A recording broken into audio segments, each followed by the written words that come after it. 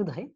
Alors, bienvenue officiellement sur notre 6e et dernière concertation organisée par Comment, après un cycle bien rempli. Donc, ce soir, le sujet, c'est l'interprofession, la transformation du métier, les relations entre associations. Alors, je suis ravie, moi, de pouvoir être l'animatrice de cette soirée. Donc, je m'appelle Charlotte Kifidis. Je suis spécialisée dans les stratégies et les processus collaboratifs et la communication relationnelle. Et donc, je suis l'animatrice des concertations de Comment depuis le début du cycle. Alors, je sais que tout le monde a vachement l'habitude d'utiliser les réseaux sociaux et particulièrement Teams en ce moment, ou Zoom. Simplement, petit rappel quand même du mode de fonctionnement de ce soir. On va pouvoir interagir évidemment à l'oral et aussi par chat. En fonction du nombre de personnes qui va se connecter, je ne serai pas obligatoirement en mesure de regarder d'un coup l'ensemble de la mosaïque de vos visages. Donc, vous avez tout en bas de votre écran un icône réaction. Et quand vous cliquez dedans, vous avez une main et un pouce. Quand vous cliquez sur la main, ça positionne la main sur votre image. Et donc, ça me signale que vous avez besoin de prendre la parole. Si vous préférez interagir avec le chat, vous y allez gaiement. Et moi, je me fais le porte-parole de ce que vous écrivez et ça me permet de rebondir et de reproposer des éléments au collectif. Alors, on va organiser la séquence de ce soir sur le même modèle que les autres concertations, c'est-à-dire beaucoup d'échanges. Donc, il y aura une présentation courte de Séverine en tant que présidente et d'Assel en tant que VP. Et ensuite, on va rentrer avec un système de questions. On en a 6, donc on est ambitieux. On va donc timer à peu près 10 minutes par question pour qu'on puisse échanger. Et si on voit que ça dure, eh bien, on improvisera, tout simplement. Donc, Séverine, je te passe la parole pour que tu nous introduises le pourquoi de ces concertations. Oui, alors rebonjour à tous et à toutes.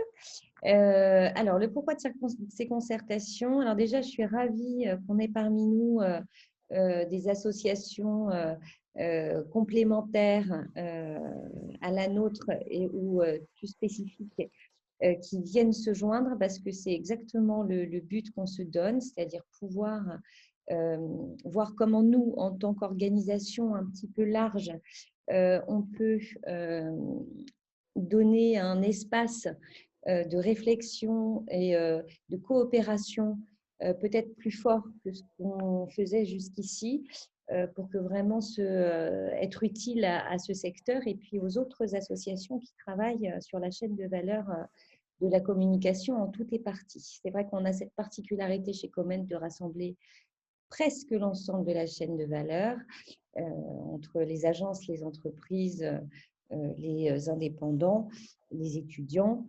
Donc, c'est vrai que c'est intéressant pour nous de voir quels sont les ressentis des autres associations sur les besoins sectoriels qu'on est en train de traverser, en particulier en ce moment. Et dans la construction du projet de Comment, comment est-ce qu'on peut mieux travailler ensemble pour être plus efficace. Assaël vous en dira un petit peu plus là-dessus. Donc, moi, j'ai pris la présidence de Comment depuis la fin du mois de septembre. Et en effet, avant de proposer une feuille de route, on a décidé avec le conseil d'administration de lancer des concertations très larges auprès de nos adhérents et aussi de gens qui ne le sont pas d'ailleurs, mais qui font partie du secteur, pour creuser les axes qu'on s'est donnés, qui sont au nombre de 7 et qui sont disponibles dans le projet, et voir comment on pouvait être certain que les réponses qu'on allait apporter étaient en adéquation avec les attentes des adhérents par rapport aux besoins, aux évolutions qu'on connaît et est-ce qu'ils peuvent souhaiter. On a l'ambition d'être, ce qui est une ambition très, c'est pas très compliqué à dire. Ça peut paraître un peu bateau, mais en même temps, c'est hyper important. On a l'ambition d'être utile à nos adhérents et d'avoir une communication qui soit plus utile à la société. Le projet de l'association s'ancre sur ces deux items-là. Alors aujourd'hui, on va parler avec vous de tout ce qui est interprofession et la manière dont elle peut fonctionner plus efficacement à l'avenir et comment nous, on peut vous être utile et de quelle manière. Voilà, c'est surtout ça. Donc, on va très peu parler. Moi, en particulier, je ne vais pas beaucoup m'exprimer parce que le projet, c'est surtout de vous écouter et de pouvoir se nourrir de ce que vous attendez, de ce que vous voyez dans vos propres associations, des objectifs que vous avez également et voir de quelle manière tout ça pourrait s'associer à un moment donné pour les communicants qu'on représente tous. Voilà, ceci dit, je laisse la parole à Assaël, qui est le membre du conseil d'administration et le vice-président qui a accepté de prendre en charge cet axe du projet. Et je reste à l'écoute, mais plutôt en sourdine. Bonne concertation et merci à tous encore d'avoir fait l'effort et de prendre le temps d'être là. Je sais que c'est compliqué en ce moment pour tout le monde, donc c'est d'autant plus précieux et appréciable. Bonjour à tous, bonsoir. Merci de prendre du temps pour ce sujet, d'investir, j'allais dire, un peu de temps sur ce joli sujet. On a en effet 6 questions, donc assez vite. L'idée, c'est quand même de basculer vers de l'échange. Autour de cette grande première question, moi, je vis l'interprofession depuis des années, soit en collaborant ou en membre de beaucoup de structures, hein, que ce soit l'APSI, sur l'ensemble de com interne, communication publique, SCRP, Arces aussi, avec laquelle on a fait pas mal de choses. J'ai fait pas mal de choses. Je suis aussi président des alumni du CELSA, qui est aussi représenté. Donc, pour moi, c'est assez naturel. Et en même temps, j'allais dire, tous les jours, on peut remettre la question sur l'établi et essayer quand même de. On est nombreux, on est beaucoup, on a des très belles pépites, j'en rappellerai certaines, des très belles pépites passées. Il y a aussi plein de projets actuels. On a vu des états généraux il n'y a pas longtemps de la communication qui était le lancement. Donc, il y a aussi beaucoup de choses à construire sur ce sujet-là. Dans les pépites passées, je ne sais pas si c'est à ce moment-là que je vous dis, Charlotte, mais bon, on a par exemple à notre actif collectif le fait d'avoir fait un référentiel des métiers avec plus de 100 métiers de la com, 100 fiches métiers. Et je me dis, typiquement, c'était super, c'est un grand moment, il y a encore des métiers, ce document fait référence, il y a toujours un référentiel, mais il commence à être un peu obsolète sur certains sujets. Il y a la ligne d'écoute plus récemment, qui a été initiative de Comet, mais sur lequel beaucoup d'associations se sont greffées, ou cofinancé aussi. Donc, je vois bien à quel point, peu importe qui déclenche, mais quand on se met quand même tous ensemble, ou selon les envies, à 2, à 3, à 6, à 12. Je crois que le référentiel, je dis à 12 parce que les référentiels des métiers, je crois qu'on l'a fait à 12, c'est un truc comme ça.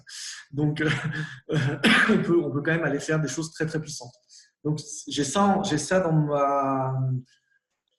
dans ma mémoire, voilà, d'anciens combattants. J'ai un peu toutes ces victoires éclatantes et qui ont pesé, je pense, à un moment donné dans notre secteur, qui servent encore. Et je me dis, qu'est-ce qu'on a devant nous comme réussite à réussir ensemble. Et donc, la première question pour initier le débat était autour des thèmes, un sujet assez large, autour des grandes thématiques qui, pour vous, sont ces thématiques fédératrices qui permettraient, pour lesquelles une démarche collective serait bienvenue, nous aiderait à aller plus loin, plus vite, plus fort. Voilà. Donc, sur quel point, et là, je vous écoute, j'ai moi des idées, mais vraiment, mon sujet, c'est de vous entendre.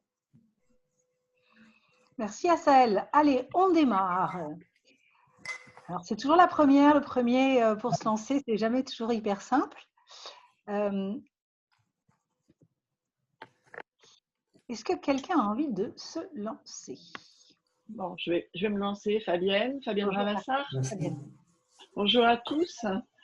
Merci de ce sujet. Je suis consultante assez récemment en communication interne et dynamique, intelligence collective, dynamique d'entreprise, animation, d'innovation participative. Et à ce titre-là, alors j'ai été pendant des années évidemment à l'Association française de com interne, voilà, en tant que responsable de communication interne du côté de l'employeur.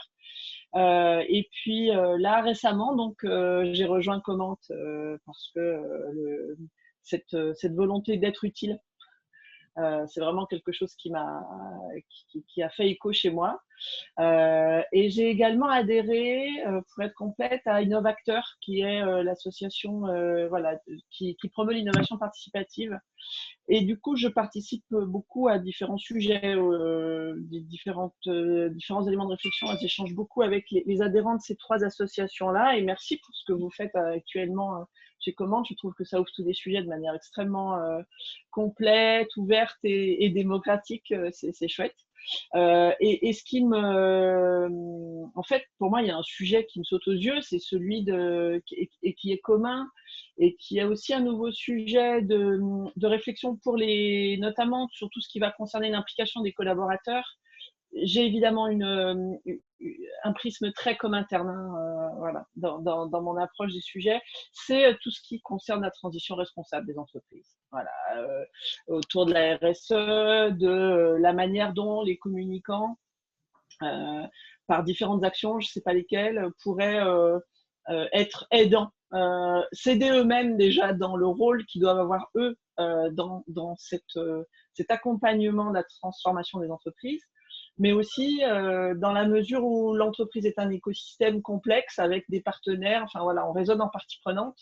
Je crois que les communicants, d'où qu'ils parlent, que ça soit de com externe, comme institutionnel, comme client, marketing, comme interne, communication politique, ont un sujet qui est complètement commun, qui est ce sujet de la transformation du métier de communicant, mais aussi d'accompagnement des entreprises dans leur transformation autour de ces sujets de l'écologie, de la responsabilité sociale, sociétale, voilà. Je ne sais pas quoi dire de plus, mais ça me paraît être évident. On va proposer en rebond. Merci beaucoup d'avoir démarré avec cette proposition de sujet effectivement large et stratégique. Est-ce que des avis, certains d'entre vous ont envie d'ajouter des choses sur ce sujet ou simplement d'appuyer l'importance ou d'aller tirer des fils pour en tirer des sous-sujets?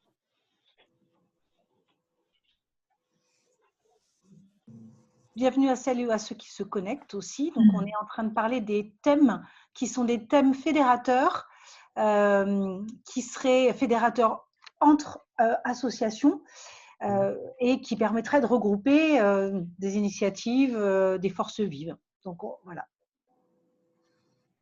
De mon côté, si je peux me permettre, du coup, c'est vrai qu'on a beaucoup travaillé avec Comment par le passé et c'est vrai que l'ancrage sociétal, hein, que vous avez rappelé tout à l'heure, est assez important. Et c'est vrai que du fait que vous soyez aussi des représentants d'individus avec des convictions fortes, en tout cas, c'est un peu l'image qu'on en a, nous, au côté SRP de l'association. Et c'est pour ça qu'on aime toujours travailler avec vous et dans les dossiers présentés par ASAEL.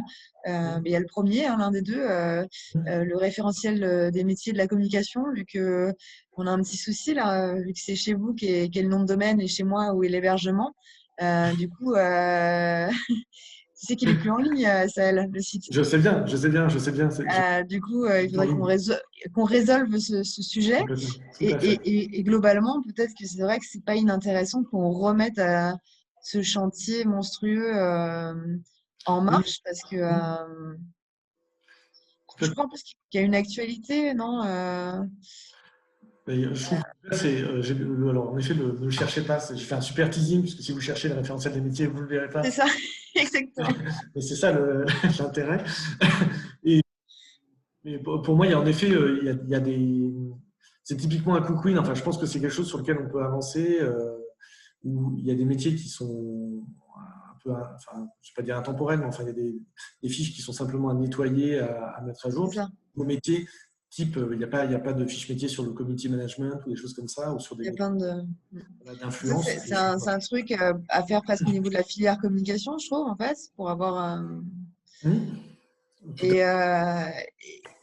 Et ensuite, je voulais juste en profiter pour saluer à nouveau votre engagement sur les sujets du sexisme, du harcèlement, où vous étiez quand même précurseur et je pense qu'il faut aller plus loin et qu'il faut embarquer tout le monde en fait avec ses spécificités, chacun dans son style et chacun dans ses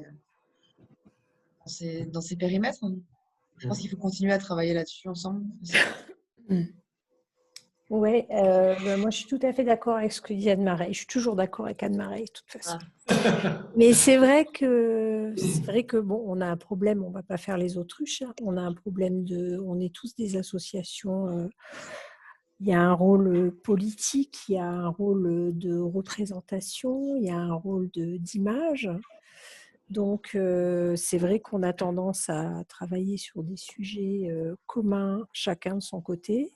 Et il y a des sujets qui, évidemment, nécessiteraient qu'on travaille tous ensemble, notamment, évidemment, tous les sujets de RSE, de communication responsable, de trajectoire carbone, enfin, tous les sujets d'écologie, de sociaux, etc. Mais c'est compliqué.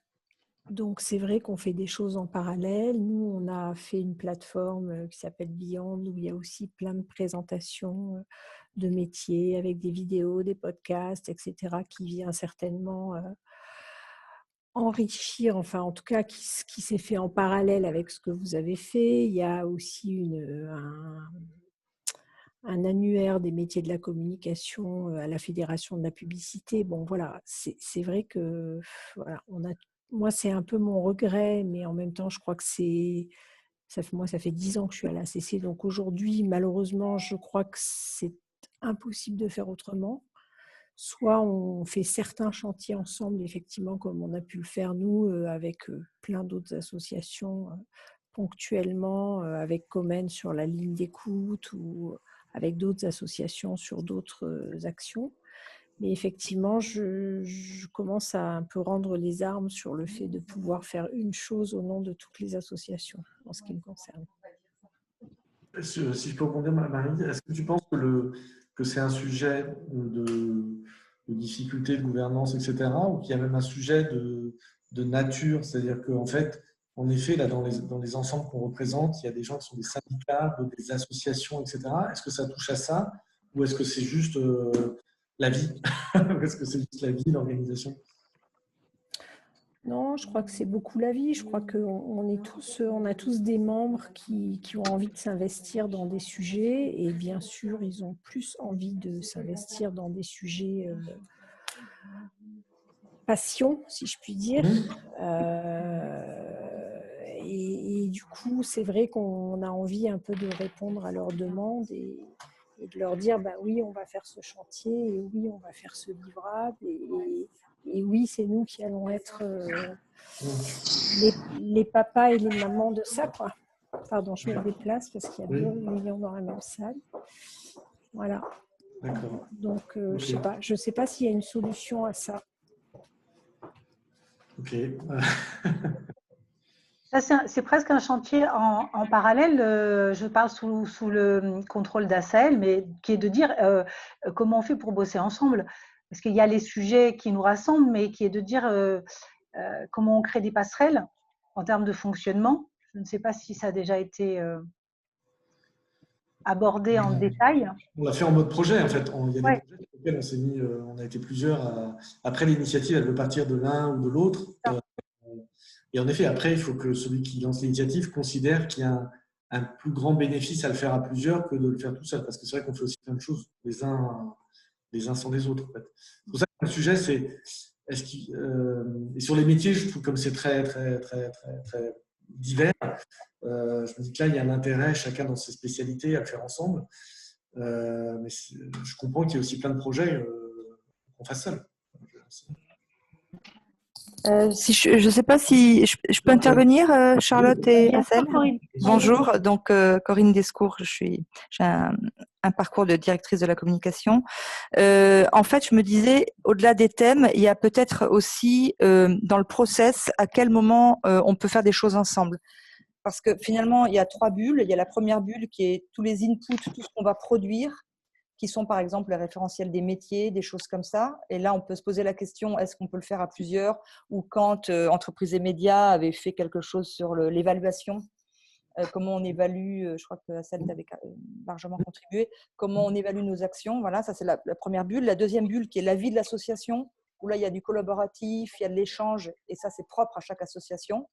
Et après, il y a dans les outputs, c'est à quel moment on va prendre la profession va prendre la parole de façon collective. Et j'ai l'impression, mais peut-être que je le mets au débat parce que je n'ai pas de certitude, que la question que tu poses, elle est pas dans la bulle du milieu, qui est la vie des associations, qui peut être des ateliers, des échanges, des formations, les coachings, enfin tout ce qu'on peut imaginer, mais soit dans ce qu'on va délivrer comme base de données, en fait, soit les moments où on va prendre la parole. Et on pourrait se dire, il est essentiel qu'au moins une fois par an, la profession ait une prise de parole, par exemple, sur un sujet clé. Et ce sujet, on le définit ensemble, par exemple. Voilà. Et du coup, ce n'est peut-être pas les mêmes thèmes, suivant là où on se situe dans ce process. Mais voilà, je le mets au débat. Qui a envie de réagir, Caroline? Non. Non. Ok. Non, moi, en fait, je suis désolée. Je suis venue sur surtout pour la transformation des métiers. Honnêtement, moi, les associations, j'y connais pas grand-chose, à part Comment, hein, bien sûr, dont nous sommes membres. Je suis très contente. Mais c'est pas, malheureusement, voilà, moi, je suis dans le monde bancaire, je travaille pour une banque et c'est pas… voilà, je peux pas intervenir parce que j'ai aucune compétence. Voilà. Moi, en revanche, ce qui m'intéresserait pour l'année prochaine, c'est que cette pandémie nous a quand même mis au pied du mur sur l'évolution de nos métiers, parce que tous les métiers ont dû évoluer. Et bon, voilà, en tant que communicante, c'est peut-être ça un petit peu plus la transformation du métier et de la façon de communiquer. Et voilà. Mais bon, je me suis peut-être trompée de réunion Zoom, en fait. Je suis désolée. Ça rejoint des éléments dont Fabienne parlait aussi tout à l'heure, qui est de dire de quelle manière certaines associations de l'interprofession peuvent s'aligner et parler d'une voix commune pour augmenter la chaîne de valeur, donner de la clarification. Assel parlait des fiches métiers, comment on donne de la clarté en termes de recrutement. Voilà. C'est intéressant que… Restez, Caroline. Non, mais je reste parce que c'est super intéressant et c'est toujours bien d'échanger et de partager et d'apprendre des choses. Donc, moi, je suis ravie. Hein, au contraire. Et puis, alors, il y a probablement des gens qui ont plus le temps en ce moment, d'autres moins. Ça dépend du métier. Mais c'est vrai que c'est important de prendre le temps de réfléchir, de se positionner. Et moi, je trouve ça très intéressant, toute cette thématique des associations professionnelles. C'est pour ça que je suis très contente d'être là. Mais voilà, il y a aussi… du coup, je peux écouter, mais je ne peux pas participer. Écoutez, vous l'avez déjà participé. Toujours sur cette thématique, il peut y avoir pour moi deux familles. Il peut y avoir des thématiques de solutions, enfin des choses qu'on fait ensemble pour produire des livrables, des aides, des éléments qui viennent aider l'ensemble de la filière à mieux faire ou à être toujours au plus haut de son niveau de performance. Puis après, il peut aussi y avoir des thématiques, peut-être pour ouvrir le débat, qui sont plutôt des combats. Dans le passé, on a eu, alors pas forcément ensemble, mais par petits groupes, des sujets sur les appels d'offres, par exemple, ou sur la relation agence-annonceur. Je sais chez Communication Publique, il y a eu des démarches même qui ont eu des impacts sur les bordereaux de prix. Enfin, ça a eu des vrais… Voilà, ça a produit des effets très concrets sur le marché. En fait, hein. Donc ça peut rester un peu de combat, ou je ne sais pas comment dire, enfin un peu militant, en disant ensemble on a un point de vue, ou des éléments de solution. Donc je ne sais pas s'il y a d'autres thématiques comme ça qui vous viennent. C'est vrai que je suis d'accord avec toi, Saël. Pour le coup, la relation agence-annonceur, c'est typiquement un sujet où on aurait vraiment intérêt à se mettre tous ensemble et à avoir une position commune, parce qu'on ne réussit tellement pas à se faire entendre sur ce sujet et c'est tellement une épine dans notre pied que pour le coup, ça vaudrait vraiment la peine de trouver Ah, voilà, nous, Quand vous dites une épine dans le pied, quel type de problème vous trouvez qu'on rencontre dans les relations agence-annonceur? Oula. Vous avez la nuit ou pas? Chapitre 1. Okay. Non, mais ça peut être surtout, enfin, pour faire court, quand on avait fait en tout cas un travail, ça va des appels d'offres et des. Ouais. Est-ce qu'on dédommage, enfin, du côté, est-ce qu'on les dédommage? Est-ce qu'un appel d'offres, c'est à 4, à 12, à 22, à 57? Le timing laissé, est-ce qu'on peut laisser, enfin, etc. Est-ce qu'on peut faire un appel d'offres, le lancer le 20 décembre avec un rendu le 24? D'accord, je comprends. Comme ça, quoi. Et du côté d'annonceur, est-ce qu'on peut montrer des chefs à la restitution et puis mettre des stagiaires pour me faire l'avocat du diable des deux côtés, hein. Est-ce que les prix jouent? Enfin, il y a plein de sujets qui ont donné lieu par le passé à même des gros sujets presque juridiques avec des qui ont été très urticants, enfin qui ont été et qui reviennent régulièrement, et quand les périodes sont comme aujourd'hui sont tendues, parfois par exemple, alors un sujet si moi Charlotte j'ouvre sur un appendice à notre sujet qui est finalement quel est le périmètre de l'inter-association, notamment par exemple est-ce que on aurait un intérêt collectif, on l'a fait par le passé chez Comment, d'aller voir nos équivalents, l'association des directions des achats par exemple. Est-ce qu'on a intérêt à aller voir l'association, la NDRH, l'association des DRH? Alors, Assaël, je t'interromps 30 secondes. On t'a fait la transition parfaite sur la question. Voilà, la question numéro 2, qui était, n'est pas la peine que tu la montres, Audrey, t'embête pas, qui était avec quelle association, fédération ou organisation on devrait échanger et qui ne sont pas aujourd'hui vraiment dans le scope proche, on va dire, de notre cœur de collaboration. Et donc, Assaël, merci pour la transition. Voilà, est-ce que vous avez là-dessus des rebonds à faire par rapport à vous, Assaël? Peut-être que tu n'avais pas non plus terminé d'expliquer. Si, c'est bien, c'est parfait. Tu citais les achats, par exemple. Et, oui. Les achats, la NDRH. Je cite juste nous, de notre côté, les gens qu'on a côtoyés par le passé, mais peut-être que vous aussi, dans chacun de vos associations, vous avez pas des associations sœurs, j'allais dire les cousins, quoi, les cousins.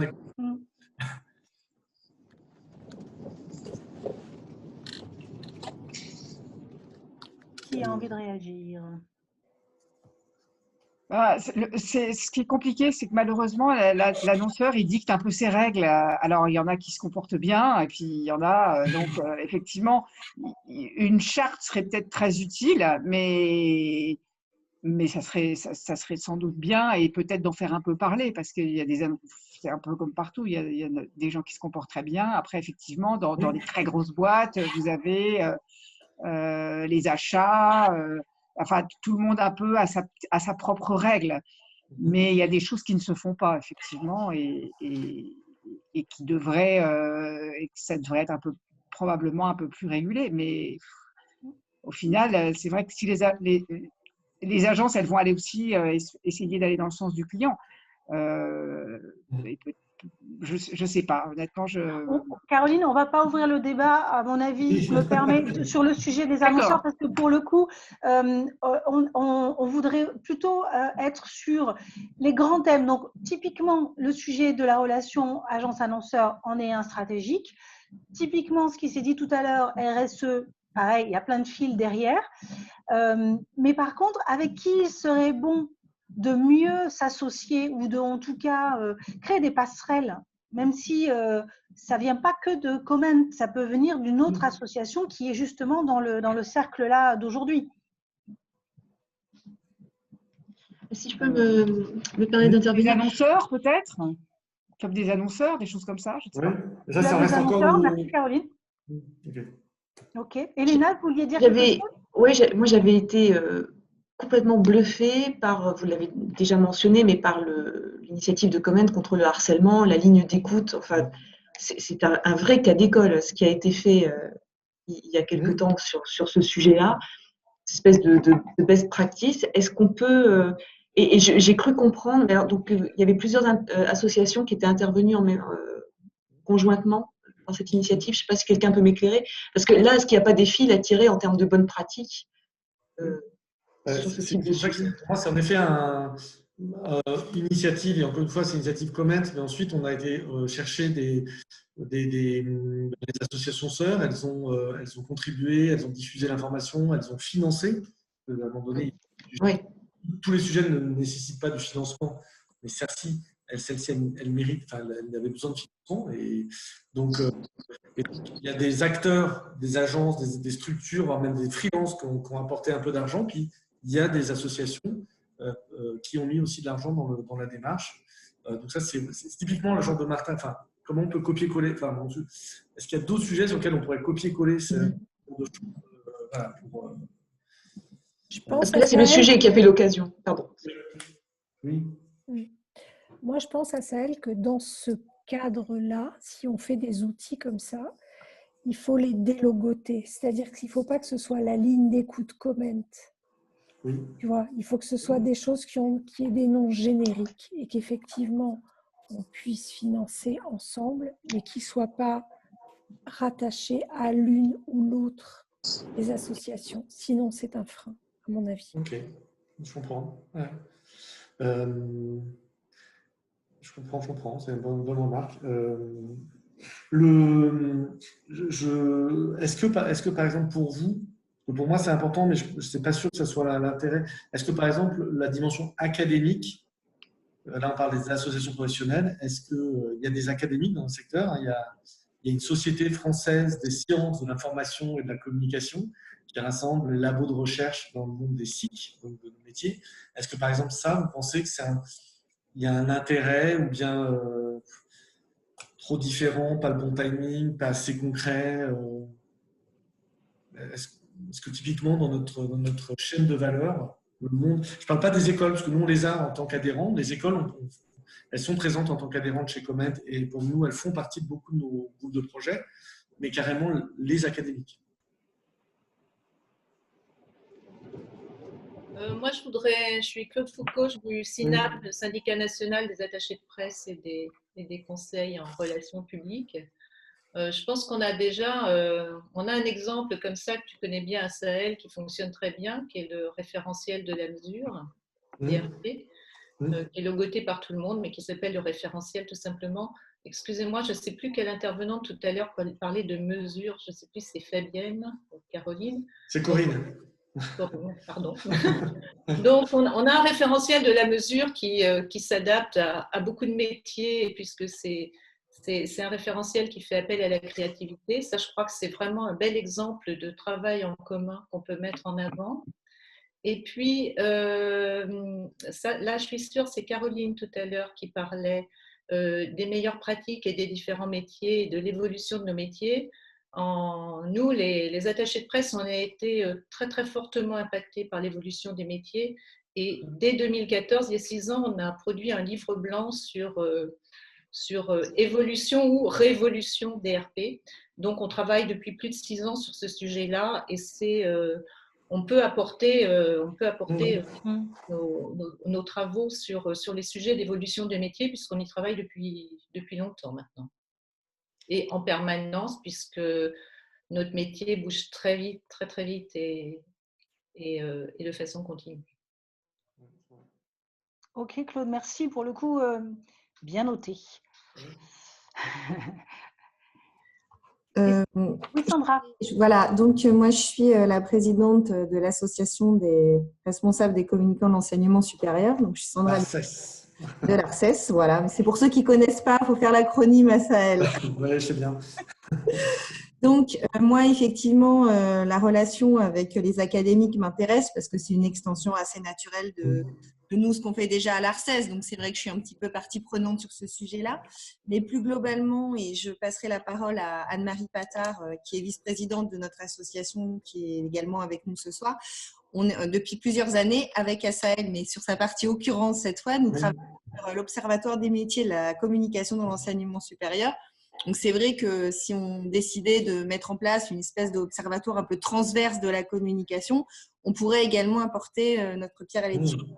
Peut-être Anne-Marie, si tu veux dire un petit mot, toi, sur l'observatoire. Oui, merci. Merci Sandra. Effectivement, je vous écoutais là depuis le début et je réfléchissais un peu à comment on pourrait collaborer avec vous, sachant que nous, on a un prisme très particulier qui est celui de notre secteur d'activité, hein, l'enseignement supérieur, qui est effectivement aussi en plein bouleversement. Et l'impact sur les métiers, on le mesure depuis 15 ans, hein, je pense, maintenant. Oui, donc nous, l'impact sur le métier, ça a beaucoup été des lois, notamment la LRU qui a révolutionné un petit peu le modèle des universités. Là, on est en plein dans le creux de la grosse vague, du gros tsunami du virus, avec des choses positives et des choses moins positives. Hein. Le vrai plus, c'est que la parole scientifique, donc la parole des grands enseignants, chercheurs, des grands professeurs, est de plus en plus prégnante dans les médias. Alors, est-ce bien, est-ce mal, ça c'est un autre sujet, mais du coup, la parole scientifique a repris un petit peu du poil de la bête. Donc ça, c'est effectivement des sujets qui pourraient être intéressants à partager. Merci Anne-Marie. Est-ce que quelqu'un a envie de rebondir par rapport à ça ou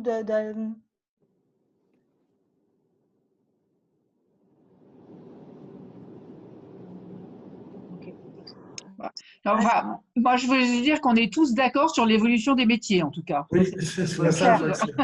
Il y a un gros sujet. Voilà. Il y a un gros sujet. Voilà. Ce que je vous propose dans ces cas-là, c'est de passer à la question d'après qui va nous permettre de creuser encore. Donc, je vais attendre qu'Audrey. Voilà, super. Merci Audrey. Si on est dans des idées de solutions concrètes, qu'est-ce que nous pourrions mettre en place collectivement pour impacter positivement les acteurs de la communication sur les sujets, par exemple, qu'on a évoqués? Là, on parle action concrète, moyen.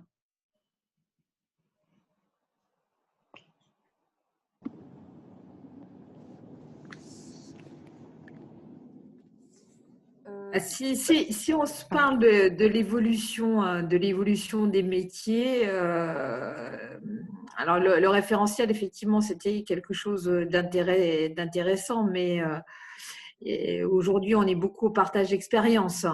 On n'a pas encore formalisé un peu toute cette révolution, je serais tentée de dire, des métiers de la com. Mais c'est vrai que nous, dans notre secteur, on fait beaucoup de partage d'expérience et on a mené déjà depuis le début de l'année plusieurs événements autour de ça. Il faudrait en ressortir quelque chose d'un peu plus conséquent.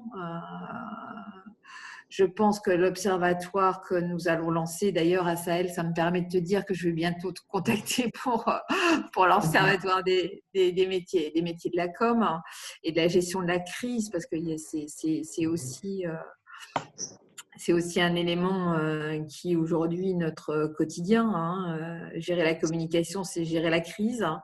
Ça, c'est un gros sujet transverse potentiellement. C'est un gros on ne l'a pas évoqué de manière directe, mais là, il se pose dans la discussion de manière assez évidente. Parce que la thématique de la com de crise, ce n'est pas un sujet qui nous rassemble tous et toutes. C'est une bonne idée. Et ça a beaucoup d'actualité en plus, pour le coup. Ça a beaucoup d'actualité et puis on sent très bien que les impacts vont être profonds dans nos façons de travailler. L'arrivée du télétravail massif dans des organisations qui n'en faisaient pas ou peu ou qui étaient peu enclines à le faire, toute cette arrivée du digital dans la partie événementielle qui aujourd'hui, on s'est retrouvés quand même très nombreux, au moins dans notre profession, à pas savoir vraiment bien transposer tout ce qui était l'événementiel physique en événementiel digital, et pourtant on en fait tous les jours et on apprend et on fait tout un tas de bêtises. mais on en fera peut-être un peu moins. Le comportement de nos cibles, nos consommateurs, qui a énormément évolué, qui n'est pas du tout le même. Je vais vous donner juste un petit exemple. Nous, dans notre profession, on a beaucoup de salons, hein, les salons de l'étudiant, je pense que ça vous dit quelque chose, vous êtes parents, peut-être que vous les connaissez à ce titre-là, qui était la source d'information, on va dire, un peu principale des jeunes qui cherchaient leur orientation dans le supérieur. Tous les opérateurs ont essayé de transposer des salons physiques en salons virtuels. Donc, en gros, faire des stands pour que les gens viennent, enfin, que les visiteurs viennent voir les formations dans des stands virtuels. Bon, l'expérience au bout de quelques mois fait que ça ne marche absolument pas parce que on a essayé de transposer du physique au virtuel. C'est pas ça. Ça ne marche pas. Donc voilà, il faut réinventer. C'est tout un pan de métier qu'il faut réinventer. Donc, effectivement, moi, je serais intéressée, au titre de l'ARCES, de partager ces retours d'expérience avec des professionnels qui le font dans d'autres secteurs d'activité, dans d'autres métiers, pour qui cette partie d'événementiel était très importante et qui aujourd'hui n'existe plus. Et il faut se réinventer et il faut comprendre comment évolue, comment notre cible réagit vis-à-vis de ça, parce qu'on ne peut pas transposer, quoi. On ne peut pas faire la même chose avec 3 plateformes et 3 plateformes virtuelles, par exemple. Okay. Bonsoir, je rebondis sur ce que vous dites. Moi, je veux dire que je représente un petit peu le secteur public. J'étais avant vice-président à communication publique, mais je ne le suis plus. Mais voilà, mon parcours il est plutôt institutionnel et aujourd'hui, je travaille au Palais de la Porte Dorée dans le 12e arrondissement. Pour moi, la période actuelle, elle a clairement marqué une nouvelle relation. Alors, pour vous, ça peut être aux clients, à l'usager, aux visiteurs. Il y a vraiment une petite révolution qui est en train de s'opérer. Alors évidemment, quand on reviendra à la normale, ce qu'on espère tous un jour, peut-être que tout ça disparaîtra, mais je ne crois pas. Et moi, je serais curieux de savoir comment l'ensemble de la profession prend en considération cette période très particulière et qu'est-ce qu'elle va laisser comme trace sur du moyen et du long terme. Pour ce qui me concerne, tous les acteurs culturels ont dû réinventer une relation avec leurs visiteurs. Et évidemment, on ne fait pas la même chose quand on fait une exposition. Il ne suffit pas d'en faire une exposition virtuelle sur son site pour que les foules avancent. Et puis, comment est-ce qu'on le monétise, etc., etc. Ça, c'est un exemple. Mais toutes les administrations qui ont dû être fermées pendant un premier temps, alors lors du deuxième confinement, elles étaient ouvertes, mais lors du premier confinement, elles ne l'étaient pas. Toutes ces entreprises qui ont dû fermer et puis qui ont dû garder une relation avec leurs clients, moi, je serais très curieux de savoir si on peut en tirer des enseignements assez globaux. Et évidemment, c'est aussi vrai pour tous les collaborateurs à l'intérieur de nos structures. Toute cette relation sur la question du télétravail, etc. Mais c'est peut-être un autre volet. En tout cas, sur l'extérieur, moi, j'aimerais vraiment… Enfin, je pense que c'est un vrai sujet. Puis, j'ai un sujet un peu annexe. Alors, je ne sais pas si pour vous, ça vous semble pertinent. Mais moi, je suis stupéfait par la montée de ce qu'on peut appeler le complotisme, le fake news, etc., etc. Et je pense qu'il y a un enjeu qui est absolument dramatique parce que nous, communicants, a priori, on est censé être là pour justement expliquer, entendre, écouter. Et par moment, on est face à des cibles, on ne sait plus par quel bout prendre le morceau. Hein. Et on attaque des phénomènes qui sont beaucoup plus massifs qu'on pouvait imaginer. Et je suis sûr que dans vos proches, dans des amis, des gens de la famille, si vous cherchez bien, il y a quelqu'un pas très loin de vous qui, quand il vous parle du vaccin, peut avoir des discours qui sont un peu limites. Et je suis sûr que ce genre de problématique doit pouvoir se retrouver évidemment dans le monde de la recherche, ça me semble totalement évident. Pour les institutions publiques, bien sûr, mais je pense que le monde de l'entreprise a aussi des choses à nous raconter là-dessus, parce que c'est aussi des choses auxquelles vous devez être confrontés. Donc, voilà 2 thématiques qui me semblent intéressantes à échanger. Merci beaucoup Benjamin. Elena rebondit aussi et appuie là où vous parlez de complotisme en disant qu'il y a peut-être justement un lien avec les partenaires académiques chercheurs aussi là-dessus pour aller encore plus loin. Sur ce sujet-là, en effet, il y a vraiment de la matière dans le monde académique. Vraiment un intérêt, je pense, à les partager. Florence voulait intervenir, ça s'est signalé dans le chat. Florence, c'est à vous. Oui, bonjour, bonjour à tous. Florence Doré, je suis chez Kantar à la direction marketing et com. Et alors, je reviens un petit peu en arrière sur la discussion par rapport aux sujets qui peuvent intéresser à la fois les associations et les annonceurs. C'est ce rapprochement justement entre la communication et le marketing, parce que j'ai cru pendant bien longtemps qu'on pouvait faire une pierre deux coups et que c'était très, très fusionnel. Et d'ailleurs, le digital prouve que quand on fait de la com, ça sert aussi au marketing, sauf que dans les organisations, que ce soit les fédérations, les associations, etc., c'est extrêmement séparé. Et je me demande s'il n'y a pas un sujet aujourd'hui pour essayer de rassembler. Je me souviens avoir été à l'UDECAM il y a 2 ans pour parler de la prochaine édition de l'UDECAM. Donc, ce sont les agences médias.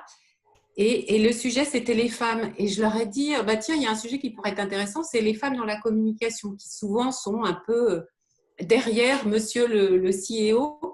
Et là, ils m'ont tous regardé avec des grands yeux en me disant, mais non, mais c'est pas intéressant, c'est la com, c'est pas la pub. Enfin, donc, et on est encore à ce stade-là. Donc, il y a peut-être un sujet de rapprochement entre la com et le marketing qui, de toute façon, sont quand même au sein de nos business, parce qu'aujourd'hui, même quand on parle de com, on parle aussi, on peut parler de com, sauf quand de business, sauf vraiment si on est sur du très corporate, et encore, parce que nous, on est dans une organisation internationale, et je peux vous assurer que quand on parle de com, que ce soit aux États-Unis ou en Angleterre, ça inclut le marketing. Il n'y a qu'en France qu'on fait la différence entre la com et le marketing.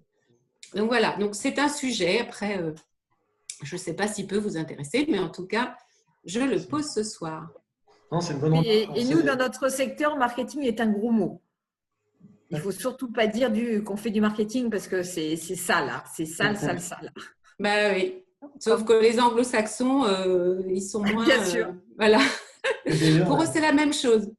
Et ils nous demandent, en tant que com, ils nous demandent des résultats, ils nous demandent, même au niveau de la communication, ils nous demandent des résultats chiffrés. Donc, quand on parlait de mesures tout à l'heure, c'est Claude, je crois, qui en parlait. On est vraiment dans ce cadre-là, même au niveau de la communication, enfin, surtout au niveau de la communication. 2 remarques, celles qu'on n'a pas évoquées, mais parmi les associations là, qui ne sont pas présentes ce soir, mais avec lesquelles on a flirté, on va dire ça comme ça, on a eu des dates. Il y avait la DTEM sur le marketing, donc la DTEM tout à fait légitime à venir. Donc c'est l'association des marketeurs, ça comme ça. Et la dernière remarque aussi de Florence me fait penser au fait qu'on a chez Common depuis quelques années quand même une commission internationale. Donc je ne sais pas si vous, association respective, je ne sais pas, l'ARCES, est-ce que vous avez des homologues à l'international comme vous avez eu 20 ans Alors, nous, je ne sais pas si Sandra veut prendre la parole, mais nous, on est très liés à l'association européenne des responsables de communication d'enseignement supérieur qui s'appelle EPRIO, puisque une de nos vice-présidentes est également présidente de PRIO.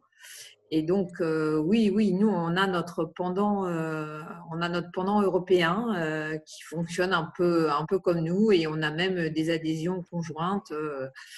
Donc, on a un certain nombre de nos membres qui sont aussi membres de PRIO avec ça. Et effectivement, on partage un certain nombre de sujets communs. Et le fait qu'effectivement, on ait la présidente de PRIO qui soit également au bureau de l'ARCES, ça nous permet d'avoir des échanges fréquents. Moi, je sais que je vais à la réunion PRIO tous les ans pour échanger justement avec mes pairs européens. Et cette année, on a enfin réussi à monter, alors bon, comme quoi la crise a aussi du bon, un webinaire conjoint en français le matin et en anglais l'après-midi, en partenariat avec eux justement sur les effets de cette crise sanitaire sur la communication dans l'enseignement supérieur en France et en Europe. Okay. Et nous, on travaille avec le ACA, qui est l'équivalent de l'ACC pour l'Europe. Ok, il y a plein de passerelles possibles. Je vous propose de passer à la question 4, qu'Audrey va nous afficher, qui est un petit peu à côté, mais qui est de dire comment on garde la bonne humeur de Common dans nos actions interassociatives. Alors là, s'il y a Asel, peut-être je peux te laisser en dire un tout petit peu plus sur la tonalité de qu'est-ce que ça veut dire, en fait, garder la bonne humeur, parce que ça peut peut-être être… Il y a quelque chose de culturel là en termes de mindset. Tu nous éclaires ? En fait, en tout cas, aussi loin que je puisse me rappeler dans mon histoire chez Common, il y a toujours eu deux piliers dans nos activités, dans nos actions. Le côté discussion, c'est vraiment essayer de déboucher sur des livrables, des choses qui soient des livrables qui font référence, etc. Et le deuxième pilier, c'était quand même d'avoir un peu de fun ou accepter d'avoir… Parfois, on peut agir de manière un peu disruptive ou un peu décalée avec un peu d'humour. Alors, évidemment, l'humour, c'est toujours délicat, mais apporter en tout cas, ça peut être des contenus, des formats sur lesquels on peut apporter un regard un peu différent sur les choses, bien passer du bon temps ensemble. On a notre compétition maintenant internationale de Paris, d'ailleurs ça se passe à côté du Palais de la Porte Dorée, dans le Boulodrome, on a notre compétition de nous aussi. Et voilà, ce genre de démarche, faire des choses qui n'ont pas un alibi forcément technique, professionnel, faire des choses entre nous sur un axe plus fun, ça me semble aussi un truc à envisager. Le Grand Prix, on a toujours voulu que dans nos Grands Prix, il y ait aussi un moment un peu plus festif. Donc voilà, là, si vous avez des idées, je trouve que c'est… Et la période, on en a quand même un peu besoin. Comment, après cette séquence hyper dure, on remet un peu de plaisir et de fun dans nos interrelations? Moi, je pense que pour remettre du fun et du plaisir, il va falloir déjà commencer à réduire un peu la charge de travail. Parce que là, pour l'instant, effectivement, c'est un peu difficile de rester… Voilà. Donc, je pense qu'il va falloir attendre un petit moment que les choses se posent un petit peu. D'accord. Donc, on ne fait pas un petit Fortnite tous ensemble voilà. D'accord. Pas tout de suite. Entre minuit et 2 heures. Et dans une logique où on serait un peu plus posé, comment vous imagineriez les moments de bonne humeur, de convivialité, de rencontre, en fait, de création de liens qui donnent envie de travailler ensemble, qui n'est pas lié à un résultat, qui est juste lié au fait qu'on se connaisse mieux, qu'on se fasse confiance pour avoir envie de collaborer, en fait. Qu'est-ce que vous aimeriez faire, en fait? C'est une question qui est très perso, qui est très… On a tous envie d'aller boire un verre dans un bar. Quoi. Je pense que si vous proposez, si vous avez quelqu'un qui connaît quelqu'un qui a un bar ouvert à tous et à toutes, et on est sûr de ne pas choper le Covid, de ne pas se faire engueuler par nos employeurs, mais je crois qu'on a notre idée. Voilà, donc je vous donne rendez-vous le 21 janvier. Voilà. C'est ça. Mais attends, Asel, il faut se garder en tête ça. Oui, bien sûr, bien sûr. C'est qu'il prend le lead pour organiser le pot de l'interprofession, pour retrinquer aux futures collaborations. Non, mais c'est sûr que là, on est tous en manque de réel networking, échange de moments sympas entre pairs. Parce que nous, on s'est rendu compte qu'à chaque fois qu'on avait organisé même des webinaires, les gens échangeaient comme des fous sur les chats à côté. Ah, salut, ça va, tu vas comment, etc. Donc, tu te dis, bon, effectivement, boire un coup, ce serait quand même… Non, mais si on arrive à créer quelque chose de commun, effectivement, un petit événement un peu festif, avec toutes les assos, en tout cas les membres des assos qui ont envie de s'impliquer justement dans ce processus, pourquoi pas? Et ça, je pense que tout le monde sera partant parce qu'on est clairement en manque de tout ça. surtout pour des communicants. Enfin, je veux dire, on aime bien aller vers les autres, on aime bien échanger, on aime bien discuter. Enfin, on est quand même un métier, ça fait quand même partie de notre ADN. Donc, c'est un vrai manque. Moi, en tout cas, c'est le cas. Hein. Et si en plus c'est au sport d'hiver? Ah, bah là. Benjamin, vous avez envie de vous faire payer un séjour au ski, vous? Pas du tout, j'ai juste envie d'aller skier, de boire un vin chaud. Voilà. Et Benjamin confond interassociatif et BDE. C'est ça. Non, mais Alors, objectivement, je pense que le jour où on aura de nouveau les possibilités de faire des choses, il ne faut pas se chercher. J'ai le retour de mon fils, 2 ans de la crèche, ça va faire un coup de bruit. Oui, ça s'entend. Donc non, je pense qu'il ne faut pas chercher des formats très complexes pour le coup. Quelque chose d'assez simple et, à mon avis, fera très très bien l'affaire. Voilà.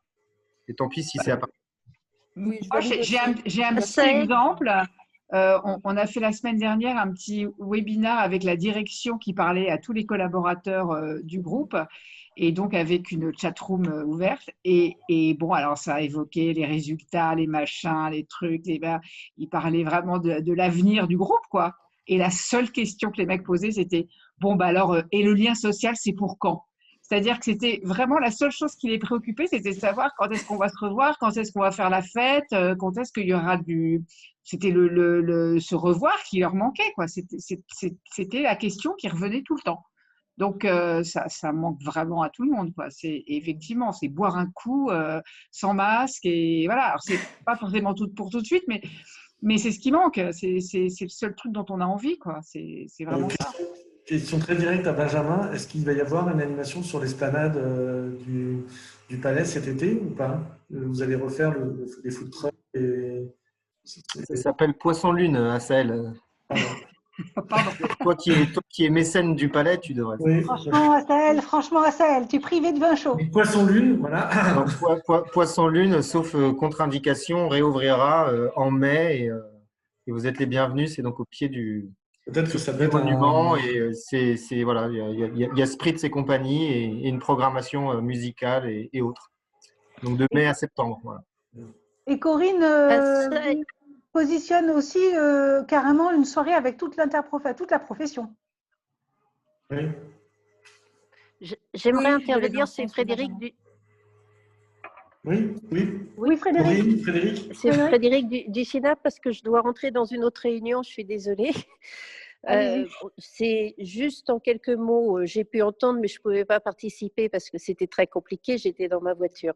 Bon, sachez que nous, par définition, on se porte partie prenante et partenaire. On a déjà travaillé ensemble, le référentiel des métiers, mais les fiches métiers, puisque c'était une initiative qui était venue du SINAP, qui est venue s'appuyer sur Comment pour donner de l'ampleur. Je pense en effet qu'il y a des sujets autour de la formation et de nos jeunes qui peuvent être des sujets collectifs où il n'y aura pas d'enjeu de prédominance associative par rapport à une autre, sur lequel on peut apporter vraiment de la valeur ajoutée en direction de nos clients, en direction de la vie en général.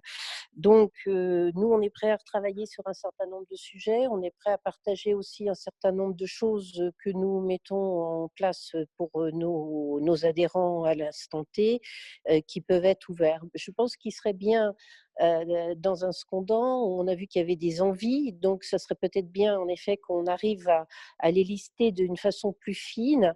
Il y a des envies, selon moi, qui sont des envies sociétales, il y a des envies qui sont des envies métiers, pour qu'on puisse affiner et en effet, dès qu'on pourra se revoir tous, parce que je pense que c'est très important pour avancer, se donner des objectifs très précis sur ce que l'on veut atteindre. Ce qui a fait que certaines commissions collectives se sont arrêtées en cours de route, c'est par rapport à des objectifs qui, selon moi, n'avaient peut-être pas été suffisamment bien précisés dès le départ. Et ce qui a fait qu'il y en a qui se sont essoufflés en cours de route. Voilà, mais nous, on est partant sur de nombreuses initiatives. Merci Frédéric. Corinne, tu voulais intervenir ou c'était pour rebondir par rapport à ton chat? Non, c'était rien de plus. Que j'étais comme Benjamin. Je pensais qu'une soirée, rien de plus, c'était magnifique. Voilà. Parfait. Et sur le coup, la remarque de Frédéric sur une feuille de route hyper objectivée sur ce sujet-là, effectivement, prend tout son sens quand on voit la quantité de dossiers parallèles et les multiples combats, comme ça a été dit tout à l'heure, qui sont menés par toutes les associations de fédérations.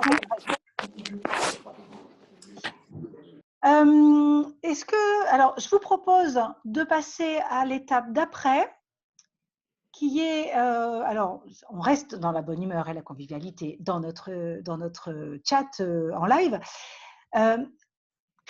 et on ouvre le sujet sur le fait que dans le projet de Comment, il y a une idée qui est posée, qui pourrait être que les locaux de Comment deviennent la maison de la communication. Quels sont les bénéfices que vous pourriez trouver à cette idée-là, à ce projet-là? Assaël, tu es en mute si jamais tu essayes de parler. On a la chance d'avoir un outil de travail depuis quelques années chez Comment qui est vraiment, on va dire, un bel outil de travail que sont nos locaux. Dans le projet, on l'avait posé en se disant est-ce que ça peut être une ressource? Après, il y a plein d'éléments concrets à expliciter, de méthodologie, etc. Mais voilà, toutes les assos n'ont pas forcément la chance d'avoir ces possibilités. Qu'est-ce qu'on peut en faire? Est-ce que certaines assos ont des besoins? Est-ce qu'on peut… Voilà. En disant que l'objet crée l'idée.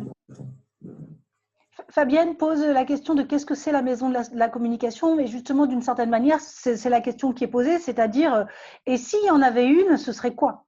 Oui. Si y en avait une qui pouvait apporter quelque chose à l'ensemble des personnes ou des interprofessions qu'on a citées qui sont présentes aujourd'hui, ça serait quoi la maison de la communication? Moi, je pense qu'on peut mutualiser un certain nombre d'outils sans forcément… Enfin, l'objectif, ce n'est pas de fondre toutes les associations en une seule. Mais alors, je ne sais pas quelles sont les forces en présence pour chacune des associations, mais le statut associatif, ce n'est pas toujours évident en termes de moyens et de ressources humaines. Donc, je suis absolument convaincu qu'il y aurait des outils qui pourraient être communs, des achats de licences. Je ne parle même pas d'interface web ou autre Sending Blue, ce genre de trucs, quoi.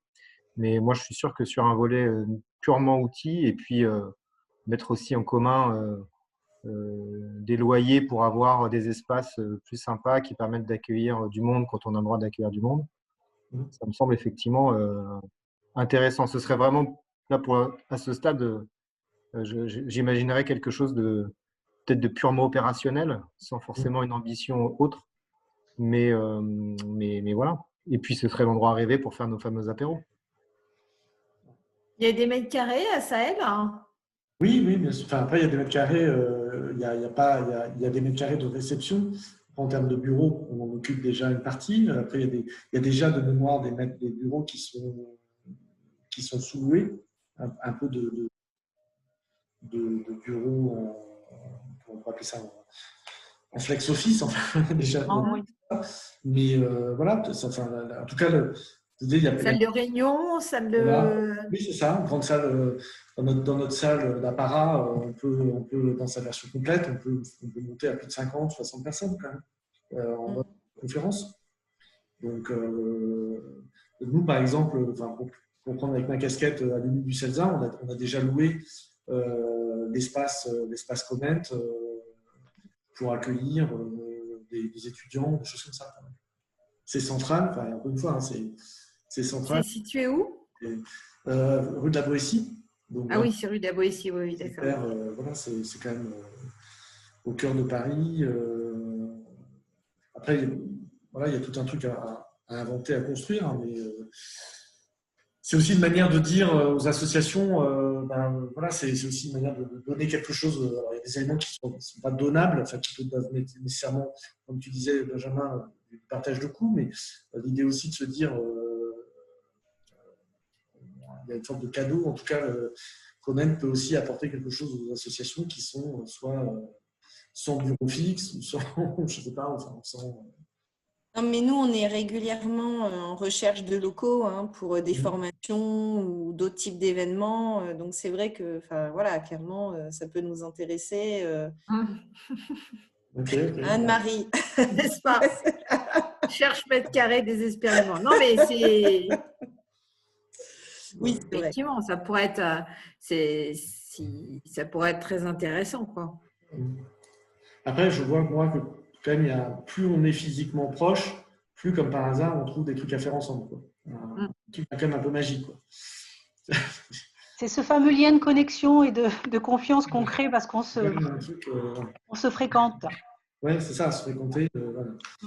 Il y a Fabienne qui pose aussi la question de dire est-ce que ça peut être un lieu d'accueil des innovations, un incubateur, start-up ou pas, intrapreneuriat, entrepreneuriat, et il y a plein de modalités potentielles dans cette logique d'incubation. Excusez-moi, oui, je précise un peu aussi. Je m'aperçois que dans les différentes associations, parfois internes à l'association, on se pose des questions qui sont finalement parfois similaires. On a des problématiques qui sont similaires et finalement, ça pourrait être un lieu où, je ne sais pas, mensuellement ou trimestriellement, enfin, il faut être raisonnable peut-être aussi au départ, il y aurait autour d'une thématique finalement des grandes séances d'intelligence collective inter-associations pour produire, enfin pour accélérer finalement la production d'idées sur que ça soit aussi bien des choses très concrètes comme celles que vous indiquez là sur des recherches de lieux ou des façons différentes de faire du digital, de faire l'animation via le digital, mais peut-être d'autres sujets. L'imprévisibilité actuelle de l'avenir laisse entendre qu'il pourrait y avoir de nouveaux sujets, malheureusement ou heureusement, je ne sais pas, mais voilà, ça pourrait être un lieu un peu de prospective et de recherche de pépites finalement inter-association, au service du métier, des métiers de la com. Avec une logique d'intelligence collective, effectivement. C'est ça, tout à fait. Tout à fait. En travaillant différemment pour accélérer les projets, pour accélérer les…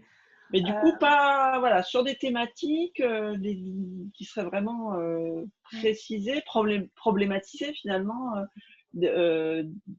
identifiées comme communes, et est-ce qu'il y a intérêt ou pas à accélérer la recherche de solutions en mettant ensemble les compétences, les idées.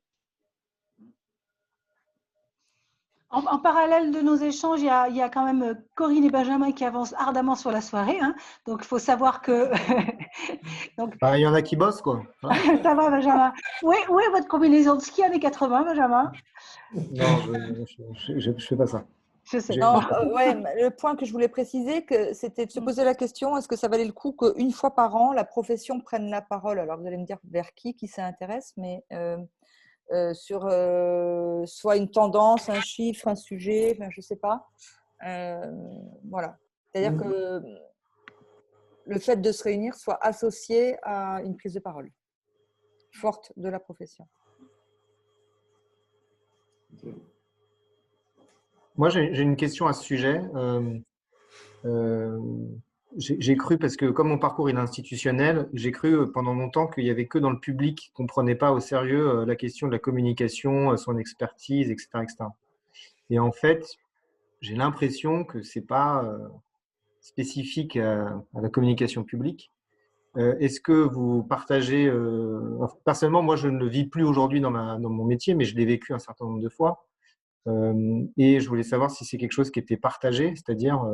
le fait est-ce qu'il faut encore défendre le métier de communicant, et si oui, est-ce que c'est pas tout simplement un peu l'étendard commun à toute la profession, quoi. C'est en gros dans le monde dans lequel on est aujourd'hui. Enfin, moi je sais pas, je serais dirigeant d'entreprise ou dirigeant d'une administration.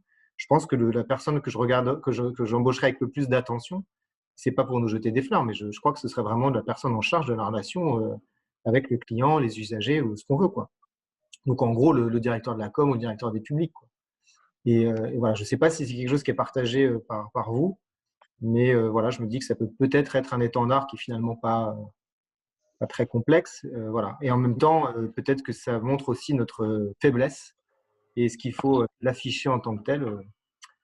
un débat que je vous soumets. Moi, je nuancerais un peu. Alors, je suis passée aussi par le public, beaucoup. Enfin, j'ai un parcours mixte public-privé. Je dirais que dans la relation interpersonnelle avec le président, on est vraiment reconnu. Il n'y a aucun doute là-dessus. C'est nous qui l'appelle, etc. Et c'est plus dans le jeu d'acteurs au sein d'un COMEX, par exemple. C'est plus dans le collectif, dans un jeu d'acteurs où là, la communication est minimisée par rapport à la finance, à d'autres directions. Voilà. Et ensuite, je ne vois pas de différence entre le public et le privé. Et même, je dirais que le public, si ça a une dimension politique, comme la politique,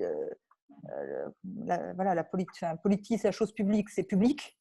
Au contraire, voilà. Donc, Cécile, tu poses une bonne question, parce que souvent, ça a été un des points, quand on parlait de méthode ou d'angle, ça a souvent segmenté, on va dire, les positions des associations qui étaient position défensive, offensive, enfin, la position même du débat. Et c'est un vrai, mais pour moi, ça reste un vrai. Avoir ce combat-là, ça sous-entend qu'on se sent un peu, qu'on reconnaît le manque de légitimité. Et après, il y a un deuxième sujet qui est posé, qui me semble aussi intéressant, qui revient souvent dans nos échanges interassociatifs, qui est comment on va. En fait, on est convaincus, nous tous, même les associations sœurs, même les associations cousines, comment on va parler aux dirigeants. Donc, est-ce que notre but, c'est de mettre dans notre collectif, par exemple, des grands think tanks, je sais pas, l'Institut Montaigne, machin, l'Institut des entreprises. Est-ce que certains ont même évoqué, en tout cas chez Comment, le fait qu'on aille former dans les écoles de com, mais qu'on aille former à la com sérieusement, à HEC, à Polytechnique, à Centrale, à l'ENA. Voilà, ça c'est aussi un truc que peut-être qu'on peut le faire, ça on peut peut-être le jouer aussi collectivement, hein, se dire. Alors évidemment, on joue la carte de dans 25 ans, ceux qui seront formés et qui seront en position de décision dans 25 ans seront plus éclairés sur notre sujet. Ça, je ne sais pas ce que vous ressentez, parce que c'est un sujet qui est revenu beaucoup chez Comment strictement, mais je pense aussi ailleurs. Mais c'est toujours un sujet. C'est vrai que nous, on a quand même remarqué, en tout cas dans l'enseignement supérieur, et je pense que c'est assez global, que finalement, cette crise sanitaire avait quand même remis la com à son niveau stratégique dans une organisation, puisque là, du jour au lendemain, on tout passait par la com. Il fallait prévenir l'interne en priorité, chose qui n'arrive jamais en général, et après montrer que ça continuait à tourner. Ça a été pour nous un levier, en tout cas, de dire, bon, ben, vous voyez, ça fait des années qu'on fait la promotion au sein de notre association sur le fait que la communication a une fonction stratégique au sein des établissements, ben là, vous l'avez vu. Donc nous, c'est vrai qu'on a pas mal rebondi sur ce contexte-là et c'est pour ça qu'on a organisé un certain nombre de conférences aussi pour le montrer. Mais oui, je pense que globalement, ça restera un sujet puisqu'il y a toujours un certain nombre de personnes qui nous déconsidèrent. Ça, c'est certain. Et est-ce qu'en moyenne, vous avez plus de 20% de budget pour 2021? Comment? On t'entend plus. On ne t'entend plus, la grésille. Ça peut être un sujet, comment faire plus avec moi? Oui, voilà. Non, mais pour revenir sur ton idée, Asel, peut-être que l'interprofession pourrait mettre, on va dire, à disposition un certain nombre de personnes prêtes à venir faire des conférences justement dans les grandes écoles que tu ciblais, mais il n'y a pas que celle-là, hein, il y en a plein d'autres, hein, mais oui, il y a des grandes boîtes qui avaient fait des initiatives un peu comme ça, et en fait, il y avait un fichier de personnalités qui étaient prêts à venir faire des conférences. Et souvent en passant par les associations d'anciens aussi, mais ça pourrait être un projet au moins de proposer des cycles de conférences pour des élèves, ingénieurs, managers et autre chose, quoi. Et peut-être et se saisir de cette crise qui a frappé tout le monde. Et les étudiants, on l'entend beaucoup, hein, et ils sont bien dedans. On parle de la génération sacrifiée, on parle de beaucoup de choses, mais je pense que la sortie de la crise, je ne sais pas si on peut appeler ça une crise, ou la sortie de cet événement, de cette période très, très particulière, va peut-être nous donner justement la possibilité de porter un discours différent. Et je rejoins Sandra, hein, nous on l'a vu dans notre secteur, je dirais ça a remis la com un peu sur le devant de la scène, hein, ce qui est une bonne chose, mais du coup, comment on va capitaliser derrière, et comment on va maintenir un petit peu ces positions un peu prises parce qu'il y avait besoin, et parce qu'on avait perdu tous nos repères. Mais donc c'est peut-être un cycle de conférences à mettre en place, à proposer, et en partant du principe que les étudiants à qui on peut s'adresser aujourd'hui auront vécu ça d'une certaine manière, bien évidemment, mais l'auront vécu et auront ressenti aussi des choses, quoi. Merci Anne-Marie. Alors, je vous propose, je me fais aussi gardienne du temps en même temps pour que vous puissiez tous partir autour des 7 heures. On a une dernière question qui est un petit peu annexe, on va dire, à ce sujet-là, mais c'est très intéressant que vous nous donniez votre avis. Quelle place vous pensez que Comment doit occuper pour développer cette chaîne de valeur dont on parle dans le secteur de la communication, et pourquoi? Comment vous voyez la position de Comment dans tous ces enjeux-là? Moi, je veux bien en dire 2 mots. Bien sûr. En fait, on participe. Alors, chez Kantar, on est très, très, très souvent partenaire, et d'ailleurs, dans l'Assemblée, je travaille avec un certain nombre d'entre vous, et toujours de façon toujours sympa et efficace, donc c'est toujours bien. Comment est la seule association, je dirais, qui couvre l'ensemble des métiers. En tout cas, moi, c'est l'impression que j'ai, c'est qu'on est vraiment très, très large. Alors, à part la publicité, là, dont je parlais tout à l'heure, où on est vraiment sur d'autres types d'associations, mais en tout cas, sur la communication, je trouve que ça regroupe à la fois des entreprises, des annonceurs, des annonceurs, des agents, des indépendants, des petites boîtes, des grosses boîtes, etc. Donc, et j'ai l'impression que c'est aussi, en termes de nombre d'adhérents, la plus grosse association qu'on ait en France sur ces thématiques-là. Donc, voilà, pour moi, c'est la plus large. Après, ce qui ne veut pas dire que les autres, au contraire, ne sont pas intéressantes parce qu'elles sont très spécifiques sur un point, mais c'est la plus large aujourd'hui, en tout cas de mon point de vue. Je ne sais pas si c'est celui des autres.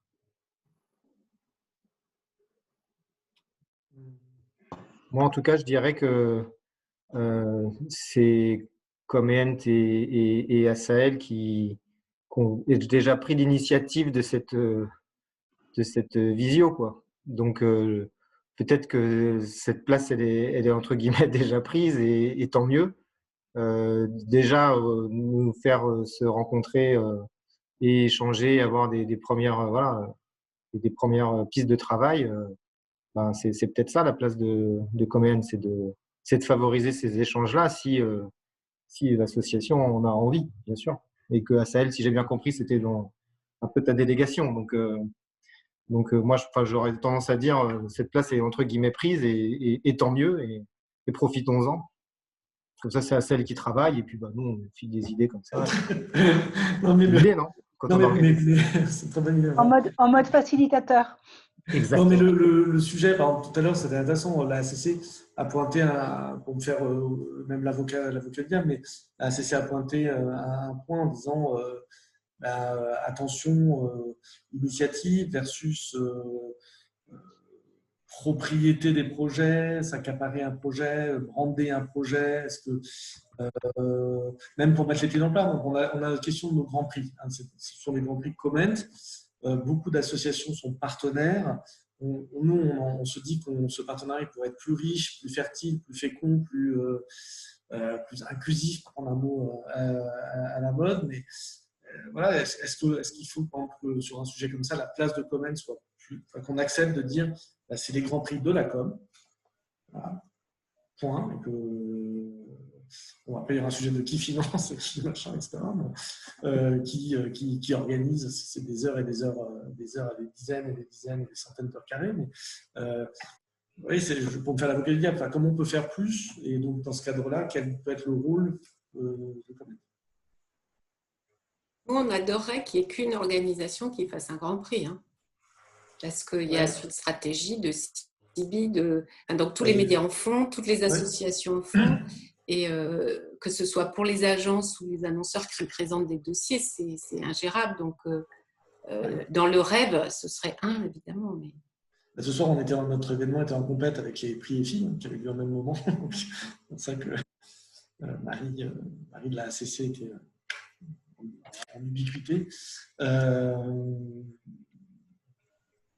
Ok, d'autres. Après, moi, là où je rejoins Benjamin, c'est qu'entre la taille de Comment, l'initiative, parce que ça, c'est important aussi, hein, on est là quand même grâce à Comment, et justement, cette transversalité que vous avez par rapport à vos membres, être un peu figure de proue d'un certain nombre d'associations qui souhaitent travailler avec vous sur ce sujet-là, moi, ça ne me pose pas de problème, parce que nous, c'est vrai qu'on est quand même spécialisés sur nos secteurs. Donc, autant on peut vous apporter des choses, autant représenter l'ensemble de la profession n'est pas suffisamment transverse ni assez nombreux.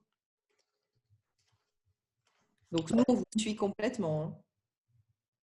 Nous, en tout cas, nous, pour notre entreprise, c'est vraiment le partage d'expérience qui nous est utile chez Comment. Et en fait, pour beaucoup de métiers de com interne, de digital, du